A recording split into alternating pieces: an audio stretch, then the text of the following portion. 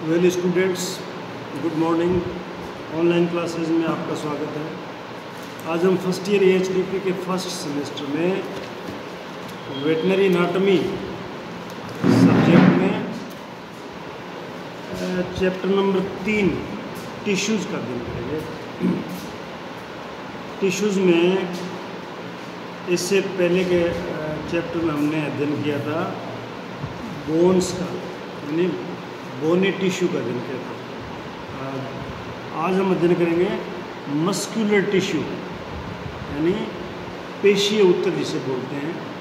आप लोग जानते हो अपने शरीर में मांसपेशियाँ होती हैं, मांसपेशियाँ, और जो मसल्स है उनके जो टिश्यू जिस टिश्यू से बनते हैं उनको बोलते हैं मस्कुलर टिश्यू। जैसे हमारी ये मसल्स है बाइसेप्स फीमोरिस या ग्लूटियल मसल है, पीछे वाले पैर के थाई के ऊपर जो है, ये सब मस्कुलर टिश्यू है, इनसे मिल के बनती है। तो पेशीय ऊतक की जो यानी मस्कुलर टिश्यू की जो सेल होती है, कोशिका, उनको पेशीय तंतु या पेशी कोशिका, पेशीय तंतु या पेशी कोशिका बोलते हैं, जिसको हम मसल फाइबर या मसल सेल भी कहते हैं। उसको यानी मस्कुलर टिश्यू के अंदर पाए जाने वाले सेल को, यानी सेल से ही तो मस्कुलर टिश्यू बनता है, तो मस्कुलर टिश्यू की सेल को बोलते हैं पेशीय तंतु या पेशी कोशिका या मसल फाइबर या मसल सेल बोलते हैं। इस कोशिका की जो झिल्ली होती है, यानी मसल सेल की जो सेल मेम्ब्रेन है, उसको हम बोलते हैं सार्कोलेमा। तो ये एग्ज़ाम में पूछा जाता है कि भाई सार्कोलेमा किसे बोलते हैं, या मसल सेल की आउटर कवरिंग को क्या बोलते हैं, तो उसको बोलते हैं सार्कोलेमा। और उसके अंदर जो कोशिका द्रव्य पाया जाता है, कोशिका के अंदर जो कोशिका द्रव्य है, उसको बोलते हैं सार्कोप्लाज्म, उसको बोलते हैं सार्कोप्लाज्म। तो ये भी एग्जाम में पूछा जाता है कि सार्कोप्लाज्म क्या है। और इसके अंदर जो अंतःप्रद्रवी जालिका यानी एंडोप्लाज्मिक रेटिकुलम पाई जाती है, जो मैंने आपको सेल पढ़ाया था, बताया था कि सेल के अंदर एंडोप्लाज्मिक रेटिकुलम पाई जाती है। तो इसके अंदर जो रेटिकुलम पाई जाती है एंडोप्लाज्म, उसको बोलते हैं सार्कोप्लाज्मिक रेटिकुलम, इसको बोलते हैं सार्कोप्लाज्मिक रेटिकुलम। तो ये याद करने वाली है। इसके जो नोमेनक्लेचर जो है, सेल वाल को क्या बोलते हैं, सेल द्रव्य को क्या बोलते हैं, और इसके जो एंडोप्लाज्मिक रेटिकुलम उनको क्या बोलते हैं। तो ये मस्कुलर टिश्यू में मसल सेल के अंदर इनको इस नाम से पुकारते हैं। तो ये भी एग्जाम में पूछा जाता है, जो आपको इसको याद करना है।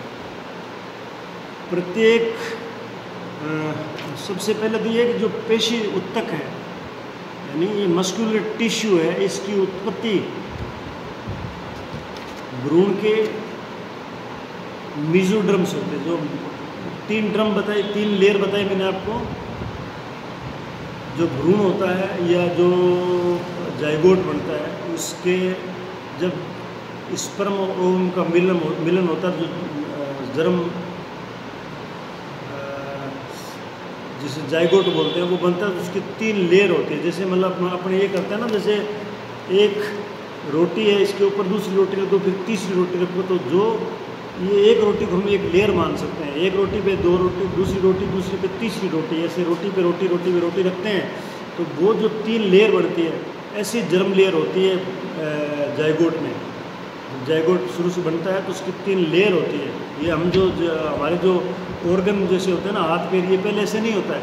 पहले जाइगोट बनता है तो उसकी 3 जर्म लेयर होती है। जिस प्रकार से आप अगर एक रोटी पे दूसरी पे तीसरी, 3 रोटियाँ ऊपर नीचे रखते हो, तो जो ऊपर वाली रोटी है या ऊपर वाली लेयर है, वो है एक्टोड्रम, और बीच वाली है मीजोड्रम, और नीचे वाली होती है जो तीसरी, वो है एंडोड्रम।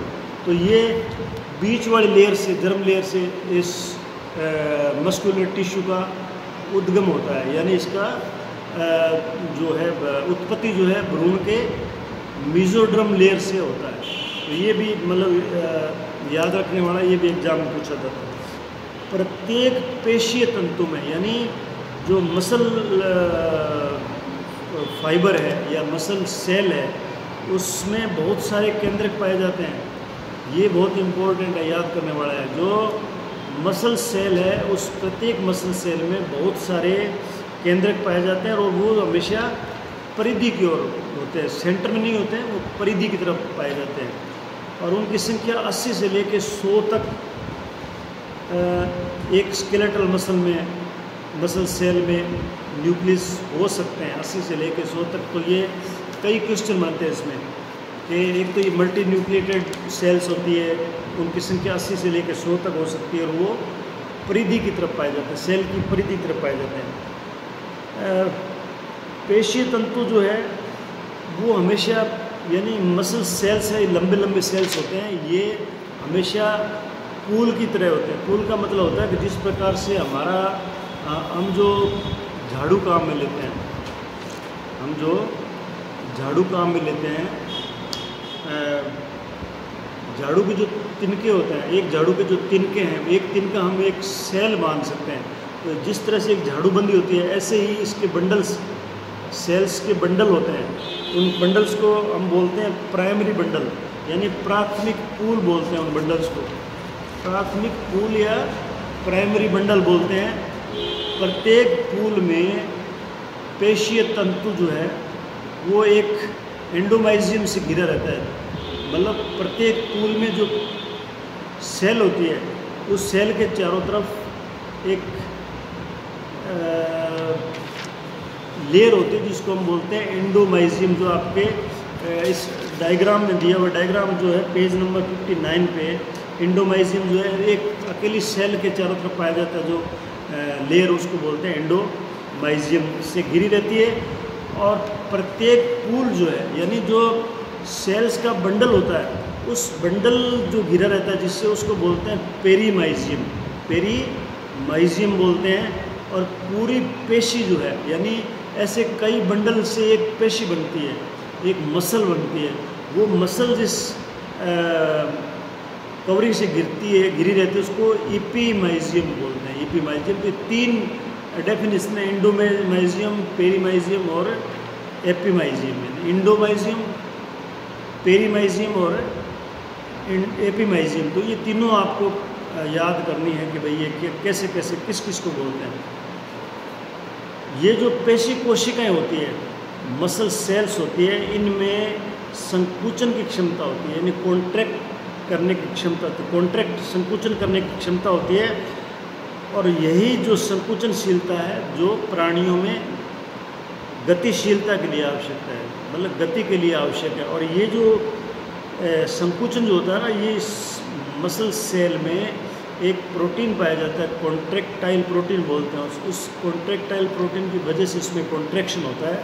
और ये जो मस्कुलर टिश्यू है, इसका काम होता है शरीर में मूवमेंट और लोकोमोशन का। मूवमेंट का मतलब होता है ये मसल्स अगर हमारे शरीर में, तभी तो हमारा शरीर हाथ जैसे ऐसे हिलता है, ऐसे गति करता है। ये मेरे हाथ जैसे ऐसे गति करते हैं। मैं मेरी जीभ को बाहर निकाल सकता हूँ, अंदर डाल सकता हूँ। मैं मेरी पुतलियों को, आँख की पुतलियाँ, इनको मैं हिला सकता हूँ, बंद कर सकता हूँ, खोल सकता हूँ। तो ये सारे मस्कुलर टिश्यू की वजह से होते हैं। और मस्कुलर टिश्यू इसलिए होता है कि उनमें कॉन्ट्रैक्शन की जो है वो प्रवृत्ति पाई जाती है। तो ये गतिशीलता के लिए आवश्यक है, वो कॉन्ट्रैक्टाइल प्रोटीन के द्वारा होता है। अब हम इसको, ये मसल्स जो है, मस्कुलर टिश्यू, इसको प्रकृति के आधार पर हम इसको, मतलब इसके फंक्शन की प्रकृति, जो कार्य करने की क्षमता है या उसकी जो नेचर है, उसके आधार पर हम उसको 2 प्रकार में बांट सकते हैं। 2 प्रकार में कैसे बांटते हैं? एक तो होता है वॉलंटरी मसल। वॉलंटरी मसल मतलब ऐच्छिक पेशी, वॉलंटरी मसल को बोलते हैं ऐच्छिक पेशी। इस प्रकार की पेशियों का संकुचन जो है, इन मसल्स में जो संकुचन होता है वो प्राणी की इच्छा शक्ति से होता है। अगर आदमी चाहता है तो वो संकुचन हो सकता है, नहीं तो नहीं होता। जैसे मैं मेरे हाथ में मांसपेशियों में संकुचन करता हूँ, तो मैं चाहता हूँ तो मैं कर सकता हूँ। हाथ को मैं ऐसे करता हूँ, ये संकुचन है तो मैं कर सकता हूँ। इसको बोलते हैं वॉलंटरी मसल, यानी ऐच्छिक पेशी बोलते हैं। मैं अपनी इच्छा से इनमें गति कर सकता हूँ, इसलिए इसका नाम है ऐच्छिक पेशी। इसका उदाहरण है कंकालीय पेशियाँ। जो कंकाल के ऊपर जो पेशियाँ होती हैं, जितने हमारी बोन्स है, शरीर की बोन्स हड्डियाँ हैं, उनके ऊपर जो पेशियाँ पाई जाती है, मसल्स पाई जाती है, वो ऐच्छिक पेशी का उदाहरण है। और हम अपनी मर्जी से उनको मूवमेंट दे सकते हैं, आगे पीछे मतलब हिला सकते हैं, डूल सकते हैं। सेकंड इसका टाइप है अनैच्छिक पेशी, यानी इनवॉलंटरी मसल जिसे बोलते हैं। इनवॉलंटरी मसल, इस प्रकार की पेशियों के संकुचन का नियंत्रण जो है वो प्राणी की इच्छा शक्ति पे नहीं होता है, वो स्वतः ही होता है, मतलब इच्छा शक्ति से नहीं होता है। जैसे आहार नाल है, आहार नाल की पेशियाँ हैं, हार्ट की पेशियाँ हैं। हार्ट की पेशियाँ क्या अपनी इच्छा से आहार नाल की पेशियों का संकुचन कर सकते हैं? वो तो अपनी मर्जी से करता है, वो अपनी इच्छा से ही करता है, वो हमारी इच्छा से नहीं करता है। वो एक सतत प्रक्रिया है बॉडी की, उससे होता है। तो उनको अनैच्छिक पेशी बोलते हैं, इनवॉलंटरी, जो हमारी इच्छा शक्ति पे कार्य नहीं करती है। जैसे आहार नाल की पेशियाँ, आहार नाल का मतलब है मुंह से लेके एनस तक जो आहार नाल है उसकी बाउंड्री में जो पेशियाँ पाई जाती है, मसल्स पाई जाती है, वो मांसपेशियाँ जो है वो अनैच्छिक पेशियाँ बोलते हैं, उनको इनवॉलंटरी बोलते हैं। इनवॉलंटरी मतलब वो हमारी इच्छा शक्ति से मूवमेंट नहीं करती है। तो ये आपको समझ में आ गया होगा वॉलंटरी और इनवॉलंटरी के मसल्स के बारे में। अब हम इसको संरचना के आधार पर पढ़ेंगे, जो इसकी स्ट्रक्चर है वो तो था कार्य करने की प्रकृति के आधार पर। अब हम उसकी स्ट्रक्चर के आधार पर, उनकी संरचना कैसे है, उसके आधार पर पेशीय तंतु, पेशीय ऊतकों का हम मसल टिश्यू का वर्गीकरण करेंगे। तो उसमें एक होता है रेखित पेशी, एक होता है अरेखित पेशी, और एक होता है, तीसरा होता है कार्डियल पेशी, हृदय पेशी यानी कार्डियक मसल। ये 3 प्रकार की है। तो 3 प्रकार को हम अलग समझेंगे। इसको रेखित पेशी जो है, स्ट्रिएटेड मसल्स बोलते हैं इनको। ये जो मसल्स है, मतलब रेखित पेशियाँ यानी स्ट्रिएटेड मसल्स है, इनके अंदर जो मसल्स के अंदर सेल होती है, कोशिका, ये बेलनाकार, एक तो इनका आकार जो बेलन के आकार की होती है, और ये अशाखित होती है, इनमें शाखाएं नहीं होती हैं, ये सिंगल होती है, सिंगल तथा लंबे तंतु में होती है, लंबे तंतु की तरह होती है। जैसे तंतु नहीं होता, जैसे इस तरह लंबा तंतु, इस तरह से लंबाई में होती है ये सेल्स। इनके दोनों सिरे जो है वो मोटे होते हैं, यानी इनके दोनों सिरे मोटे होंगे। ये अगर आप डायग्राम देखना चाहो तो पेज नंबर 61 पे आप देख सकते हो। ये मसल्स का मसल फाइबर का डायग्राम दिया, जिसमें सेल का बंडल दिया हुआ है। ऊपर से नीचे जब देखोगे आप सेकंड पे, तो ये मसल सेल के बंडल दिया हुआ है। तो ये लंबे हैं, बेलनाकार हैं, और दोनों सिरे मोटे हैं। और इसमें 2 प्रकार के बैंड पाए जाते हैं। एक सेल में 2 प्रकार के बैंड पाए जाते हैं, जो इसमें दिखा रखे हैं। एक डार्क बैंड है, एक लाइट बैंड है, हल्का बिना कलर का बैंड है, एक कलर्ड बैंड है। तो ये 2 प्रकार के बैंड होते हैं इसके ऊपर, जो एकांतर यानी एक के बाद एक बैंड है, मतलब एक बैंड के बाद में दूसरा बैंड, दूसरे बाद में तीसरा बैंड। इस प्रकार से एकांतर क्रम में लाइट बैंड और डार्क बैंड पाए जाते हैं। इनमें केंद्रक जो है वो बहुसंख्यक और परिधि पर स्थित होते हैं। यानी बहुसंख्यक का मतलब है, इस बहुसंख्यक केंद्रक को बोलते हैं सिनसीयम, SYNCYTIUM। ये भी एग्जाम में पूछा जाता है, सिनसीयम क्या होता है। तो ये बहुसंख्यक केंद्रक जो होता है मसल फाइबर में, उनको सिनसीयम बोलते हैं। और ये केंद्रक जो है वो परिधि पर स्थित होते हैं। ये पेशियाँ जो है, यानी ये मसल्स जो है, ये ऐच्छिक मसल्स यानी वॉलंटरी पेशियाँ होती हैं। इनको हम अपनी इच्छा से कंट्रोल कर सकते हैं। इनके मूवमेंट को हम हमारे पे ये डिपेंड करते हैं, हम इसको मूवमेंट दे सकते हैं। इनमें संकुचन जो है वो तेज़ी से होता है। इनमें संकुचन जो है तेज़ी से होता है, जिसके कारण ये जल्दी थक जाती है। क्योंकि अधिक संकुचन से इन मसल्स में जो संकुचन होता है वो तेज़ी से होता है, और जिसके कारण ये जल्दी थक जाती है। क्यों थक जाती है कि इनमें लैक्टिक एसिड बनता है। लैक्टिक एसिड बनता है, जिसके कारण हमारे मतलब मसल्स को थकावट आ जाती है। जैसे हमारे जितने भी बोन्स हैं, बोन्स पे जो मसल्स पाई जाती है वो हमारे कंट्रोल में है। वो हमारे कंट्रोल में, जिसको हम वॉलंटरी मसल्स बोलते हैं, और वो संकुचन ज़्यादा जल्दी करती है। जैसे हम हाथ से काम करते हैं तो संकुचन ज़्यादा करेगी, और उनमें जो लैक्टिक एसिड बनता है वो एकत्रित हो जाती है, जिससे जल्दी थक जाती है। डार्क बैंड और लाइट बैंड जो है, ये आपको डायग्राम जो 61 पेज पे दिया उसमें बता रखा है। ये डार्क बैंड और ये नीचे जो डायग्राम है, structure of muscle cell fibre के नीचे से पहला डायग्राम जो नीचे से ऊपर जाते हुए पहला डायग्राम जो, उसमें ये बैंड दिखा रखे हैं। यानी डार्क बैंड जो होता है उसमें तंतु जो है, फाइबर जो है वो मोटा होता है, और ये कलर्ड है। अगर आप इसको इसकी डाई करते हो ना अगर इस तंतु की, तो इसमें जो बैंड है ये कलर्ड दिखाई देगा आपको, कलर्ड। यानी इसमें से इसमें मायोसिन नाम की प्रोटीन होती है। यानी इस कलर्ड बैंड में मायोसिन प्रोटीन होती है। इसे ए बैंड यानी एन आइसोटोपिक बैंड भी कहते हैं। इसको ए बैंड या एन आइसोटोपिक बैंड कहते हैं, क्योंकि इसमें से लाइट जो है वो क्रॉस नहीं होती, यानी पारदर्शी नहीं है। इसके मध्य में हल्का एच जोन पाया जाता है। इसमें एक हल्का एच जोन पाया जाता है, जो आपको बीच में देख रहे हो आप दोनों। ए बैंड जो है इसके बीच में डार्क है, इसके बीच में ये एक हल्का बैंड पाया जाता है, जिसको एच जोन के मध्य में एम लाइन पाई जाती है। जो हल्का बैंड, हल्की सी लाइन है, ये एम लाइन बोलते हैं इसको। और आई बैंड के मध्य में गहरी जेड लाइन, जेड डिस्क पाई जाती है। जो आई बैंड है, यानी आई बैंड का मतलब क्या है, एक ए बैंड है और एक आई बैंड है। आई बैंड जो है वो हल्की पट्टी जो है उसको आई बैंड बोलते हैं। हल्की पट्टी के बीच में भी एक लाइन है जिसको जेड लाइन बोलते हैं, जेड डिस्क बोलते हैं इसको। और दो जो जेड डिस्क है, दो जेड डिस्क डायग्राम में दिखा रखा है, दो बराबर जो जेड डिस्क है उनके बीच की दूरी को सार्कोमियर बोलते हैं। सार्कोमियर कहते हैं जिसे ए बैंड तथा दोनों ओर का, एक तो ए बैंड आ जाता है पूरा उसमें, और दोनों ओर के आई बैंड आधे आधे आ जाते हैं, शामिल होता है। इसे संकुचन की, यानी इसके कॉन्ट्रैक्शन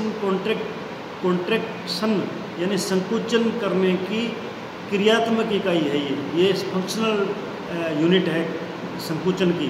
और ये चीज़ जो है, जब आपकी क्लासेस जो है ऑफलाइन लगेगी तब आपको समझाएंगे, तब आपको अच्छी तरह समझ में आएगा। फिर भी आपको मैंने अच्छी तरह समझाया, इसको इस डायग्राम में देख के आप इसको याद कर सकते हो। मेनली तो इनके जो नाम है ना, कि जेड डिस्क क्या है, जेड लाइन क्या है, एम लाइन क्या है, आई बैंड क्या है, ए बैंड क्या है, ये आपको याद करना जरूरी है। इसके बाद में आता है अरेखित या चिकनी पेशियाँ। अरेखित यानी उनमें स्ट्राइटेड नहीं, जैसे अभी इसमें बैंड थे ना, जिनको बैंड को हम लाइनिंग बोलते हैं ना, लाइनिंग, इसी नाम का इनका नाम स्ट्राइटेड है ना, स्ट्राइटेड मसल्स यानी रेखाएं हैं उस पर। और अब एक होता है अरेखित या चिकनी पेशियाँ। सेकंड जो है टाइप वो है अरेखित या चिकनी पेशियाँ, यानी इसमें मसल जो है, फाइबर जो है, मसल फाइबर या मसल सेल जो है वो स्पिंडल आकार का होता है। स्पिंडल देखा है जैसे आँख होती है अपनी स्पिंडल की तरह, उस आकार में आकार होते हैं। इसके केंद्रक में एक केंद्रक होता है स्पिंडल के आकार का, इसके आकार भी स्पिंडल का आकार का केंद्रक होता है। ये अनियमित रूप से व्यवस्थित होती है, यानी इनकी जो ना लाइन में नहीं होती, ये एक दूसरे के ऊपर तिरछी क्रॉस करती हुई ये सेल्स होती है। अब इनको जो है ये बहुसंख्यक फाइबर्स होते हैं, लेकिन ये अशाखित होते हैं। जैसे इनमें शाखाएं नहीं होती है आपस में, ये ब्रांच्ड फाइबर्स नहीं होते हैं, इसलिए इनको अशाखित बोलते हैं। चिकने पेशीय तंतु इच्छा से नियंत्रित नहीं होते हैं, ये अपनी इच्छा से नियंत्रित नहीं होते हैं, लेकिन ये कहाँ पाए जाते हैं, ये शरीर के जो ऑर्गन्स हैं, इंटरनल ऑर्गन्स हैं जितने, जैसे आपका हार्ट है, लीवर है, लंग्स है, जो ऑर्गन्स है, ब्लड वेसल्स है, उनकी जो मांसपेशियाँ हैं, उनकी पेशियाँ जो है उनमें ये पाए जाते हैं। जो आहार नाल है उनमें पाए जाते हैं।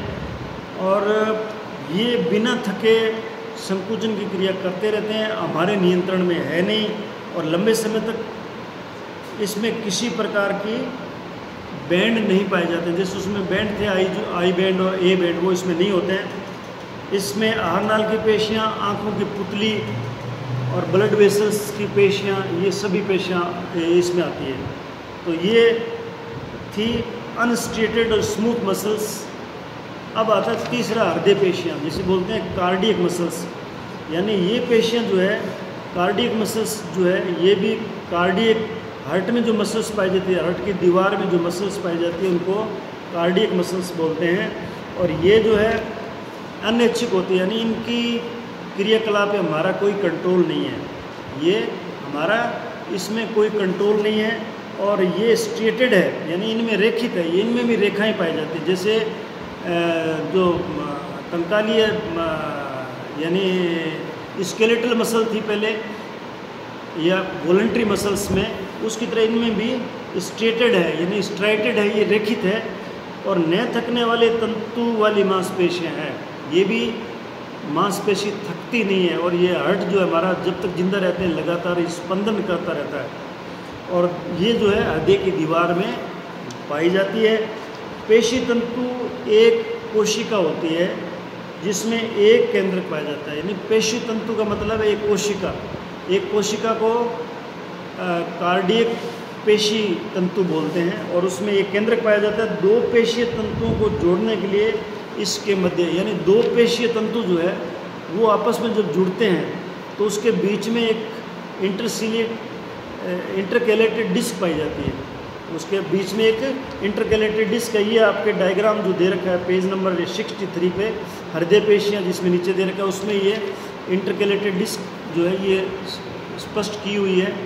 ये कोशिकाएं जो है ये विशाखित होती है, इनकी शाखाएं होती है, ये सिंगल नहीं होती है, एक दूसरे से जुड़ी हुई होती है, जो निकटस्थ कोशिका से मिलके जाल बनाती है, यानी आपस में जुड़ के जाल का रूप बनाती है। तो ये आज का लेक्चर था मस्कुलर टिश्यू के बारे में। तो ये आपने, आशा करता हूँ आपको समझ में आ गया होगा। धन्यवाद।